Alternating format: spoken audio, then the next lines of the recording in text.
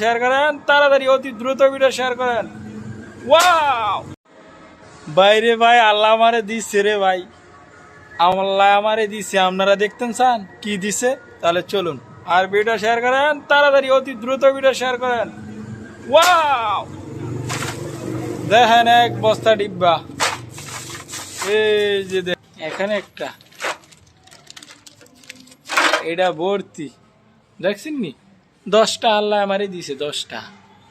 2 KG ডিব্বা পাইছি, 10 টাকা পাইছি।